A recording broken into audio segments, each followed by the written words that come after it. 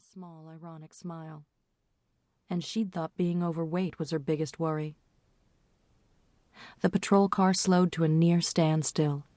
Vic Purdy in the passenger seat, a veteran cop with more than 30 years under his belt, one that over time had had to be let out a few notches to accommodate his ever-expanding girth, rolled his window down to bark, "Move it along, folks. You'll all get your chance down at the courthouse." A set of meaty fingers hooked over Vic's partially lowered window, and a face loomed into view, only its upper half visible.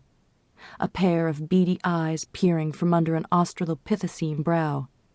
"Anna, did you do it for the money? Your sister must have left you a bundle." The fingers were snatched back just in time to keep them from being caught in the window as it whirred up. The cop behind the wheel muttered another curse and gunned the engine. They jerked forward, the throng fanning out on either side. Then, with a final lurch over the worst of the potholes, in which every spring at least one hapless motorist became mired, they were on the road. Hearing her name spoken, no, shouted, had had the effect of cold water being dashed over her. Ever since she could remember, it had been Monica in the spotlight. Monica they clamored for.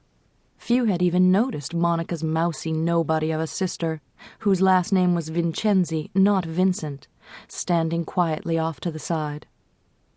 Anna might have found it exciting that she was the center of attention now, if the circumstances that had placed her there hadn't been so ghastly. The patrol car picked up speed as it headed toward town, a pale scarf of dust twisting in its wake. Anna sat rigidly in her seat, staring out the window at the fields and pastures scrolling past. They rattled over cattle grids and jounced over potholes.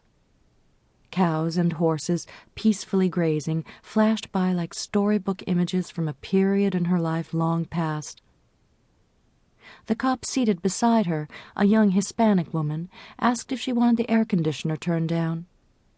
Anna, who hadn't realized she was shivering, turned toward her, noticing her for the first time. Irma Rodriguez, her nameplate read.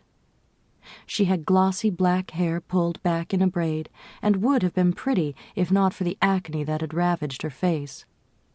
Anna found herself mentally counseling.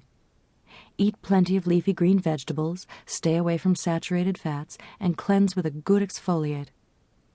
But Irma Rodriguez wasn't one of Monica's fans seeking advice. Anna recalled the last email to which she'd replied, just hours before word came of Monica's death. To mamabear@earthlink.com, from monicavincent.com. Subject, what now? Dear Jolene, what's going to be different this time?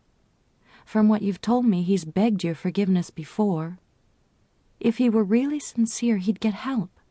But if he won't, that shouldn't stop you from doing so. If not for yourself, then for your kids. Do you want them growing up this way? Do you think the fact that he hasn't hit them, yet, is any reason to keep from leaving him? There are other ways to damage a child, believe me. Now she would never know how it had all turned out. Not just for Jolene, but for the countless others to whom she doled out big sisterly advice, everything from beauty tips to safe sex.